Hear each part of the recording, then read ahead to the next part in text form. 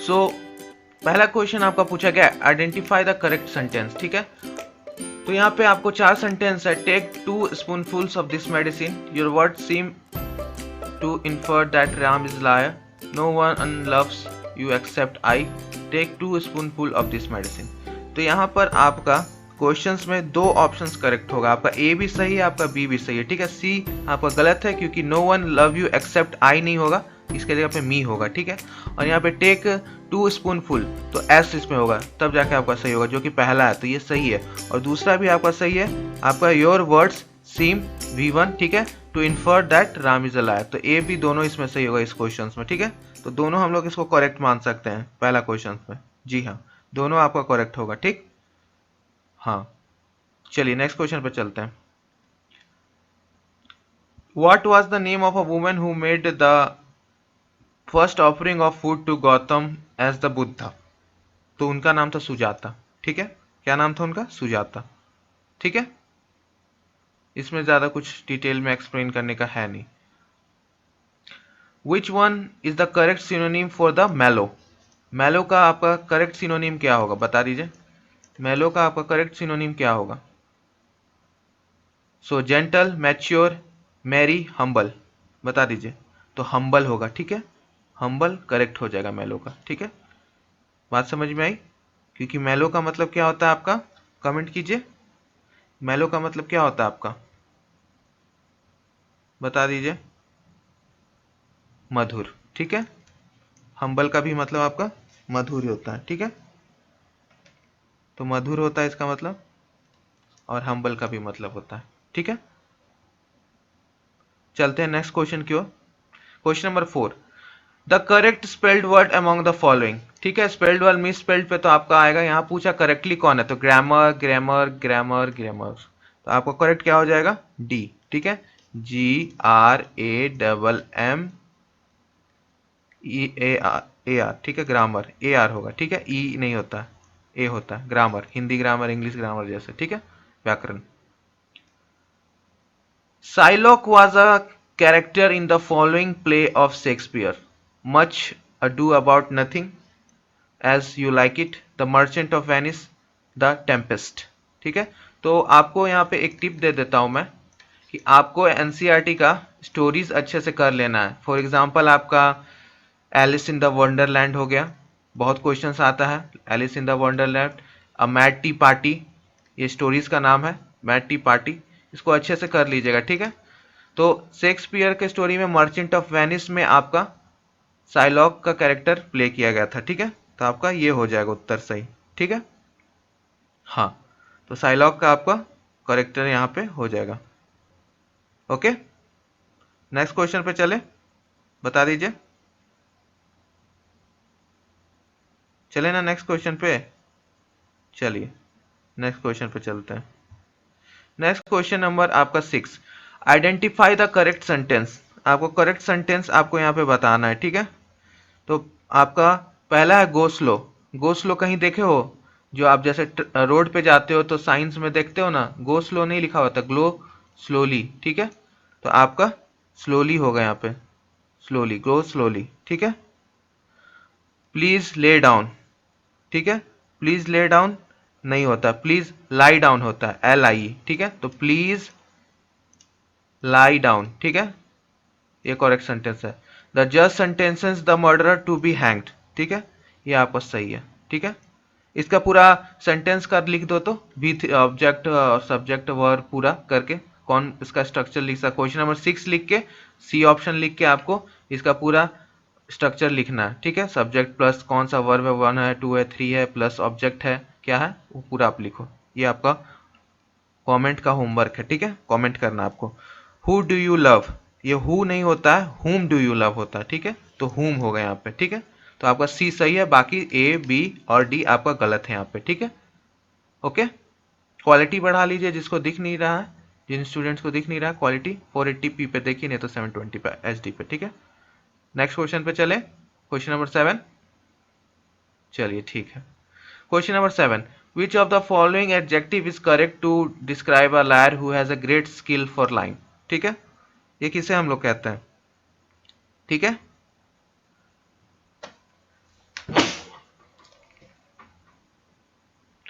तो हम लोग इसको किसे कहते हैं?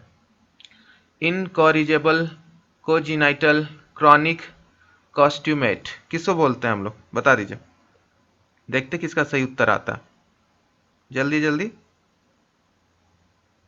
तो आपका करेक्ट हो जाएगा डी ऑप्शन, ठीक है, ठीक है। Which of the following adjective is correct to describe a liar who has a great skill for lying? तो कॉस्ट्यूमेट, ठीक है, आपका डी, इसको हम लोग कहते हैं, ठीक। तो ये आपको तीनों का कमेंट करना है वर्ड मीनिंग, ये होमवर्क है। मैं आजकल ये बताना चाहता हूँ, बता सकता हूँ, लेकिन आप थोड़ा सा डिक्शनरी में सर्च कीजिए। इससे क्या होगा, आपका सर्चिंग पावर, और डिक्शनरी में खुद से सर्च करके आप लोग यहाँ कमेंट करोगे तो आपको याद रहेगा वर्ड का मीनिंग, ठीक है। हम बताएंगे, आप भूल जाओगे, लेकिन आप खुद से सर्च करके कमेंट बॉक्स में कमेंट करोगे, आपको याद रहेगा, और अदर स्टूडेंट्स भी देखेंगे तो उनको भी याद रहेगा, ठीक है। तो सर्च करके डालिएगा, ठीक है, चारों वर्ड का मतलब। चौथा का तो आपको बता दिया हम। सो मिस स्पेल्ड यहाँ पे फिर से word among the following, exceed, exceed, proceed, proceed, क्या होना सा आपका सही होगा, बता दीजिए। तो आपका सही कौन सा होगा मिस स्पेल्ड में? बाकी तीन तो सही है, ए बी सी। डी आपका प्रोसीड होगा, तो PROCEED, प्रोसीड, ठीक है। तो सी आपका मिस स्पेल्ड है, बाकी आपका तीनों करेक्ट है, ठीक है। आइए आपको हम बताइए देते हैं सर्च क्या करना है। जब Vikas sir is here, why search anywhere, ठीक है। So a person of their behaviour not able to charge, change और रिफॉर्म्ड, मतलब एक इंसान जिसका आपका बिहेवियर कभी बदलता नहीं है, मतलब कहता है ना तुम कभी बदल नहीं सकते, तो behaviour not able to change, नहीं बदल सकता है, ठीक है। नॉट एबल टू चेंज और रिफॉर्म, ना बदल सकते ना उसको परिवर्तन कर सकते हैं, तो उसका परिवर्तन नहीं हो सकता, उसको हम लोग बोलते हैं इनकॉरिजिबल, ठीक है। क्रॉनिक का मतलब क्या होता है? क्रॉनिक का मतलब आता है स्पेशली और डिजीज और समथिंग बैड, ठीक है, डिजीज से रिलेटेड बात करते हैं जो लॉन्ग टाइम से हो रखा है, ठीक है। बोलते हैं ना एक टाइप का क्रॉनिक डिजीज है, क्रॉनिक का मतलब है लॉन्ग टर्म से आपको हो रखा है, ठीक है। लॉन्ग टर्म जो होता है उसको हम लोग क्रॉनिक बोलते हैं, ठीक है, क्रॉनिक डिजीज, ठीक है, या डिसऑर्डर्स। आपका कोजेनाइटल का मतलब क्या होता है कि एग्जिस्टिंग एट और बिफोर बर्थ, ठीक है, as a defect of medical condition, ठीक है। तो ये आपका एग्जिस्टिंग करता है, एग्जिस्टिंग, एग्जिस्टिंग एट और बिफोर आपका birth, birth, as a defect, as a defect आपका और अ मेडिकल कंडीशंस, ठीक है, मेडिकल कंडीशंस। तो ये आपका यहाँ का पॉइंट्स हो गया। और लास्ट आपका देख लेते हैं इसका डी, जिसका मतलब होता है ग्रेट लायर, ठीक है, बिजनेस डील, ठीक है, ठीक है। तो आपका डी यहाँ पे करेक्ट हो जाएगा। और ये आपका एक वर्ड होता है MENDACS, मिडेसियस, MENDACIOUS, मिडेसियस आपका, इसका भी मतलब होता है to describe a liar who has a great skill for lying, ठीक है। तो आपका ये आपका सही हो जाएगा, ठीक है, ठीक है। तो आपका ये भी इसका मीनिंग होता है, ओके। समझ में आ गया? स्पेलिंग फिर से लिख देता हूं, MENDACIOUS, इसका मतलब भी होता है डिस्क्राइब्स अ लायर, ठीक है, जिसका आपका ग्रेट ट्राइंग स्किल्स होता है, ठीक है, ओके। नेक्स्ट क्वेश्चन पे चले। 8 तो हो गया हमारा, 9 पे चलते हैं। The antonym of absolute, absolute का आपका सही एंटोनिम बताना है, तो क्या होगा आपका? रेयर, क्लीन, नोन, नोबल, क्या होगा? तो आपका रेयर होगा, ठीक है, rear is the correct answer, ठीक है। नोन तो नहीं होगा, नोबल भी नहीं होगा, क्लीन भी नहीं होगा, ठीक है, तो रेयर हो जाएगा, ठीक है। ऑब्सोल्यूट का क्या मतलब होता है? ऑब्सोल्यूट बता दीजिए, ऑब्सोल्यूट का मतलब क्या होता है? यानी OBSOLETE, क्या होता है? अप्रचलित, ठीक है। क्या होता है इसका मतलब? अप्रचलित, ठीक है, तो इसका इंटोनिम रेयर हो जाएगा, ठीक है, ओके। चलिए नेक्स्ट क्वेश्चन और लास्ट क्वेश्चन पे चलते हैं। Which one is the correct word to describe a person who is courteous to a woman, ठीक है। तो क्या होगा इसका?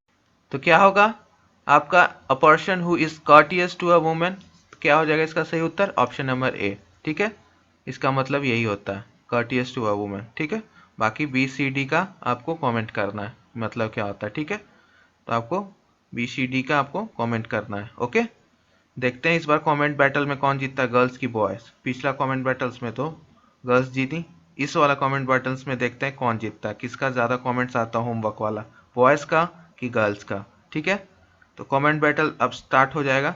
अब बस हम एक दिन का टाइम देंगे। ठीक है, ठीक है।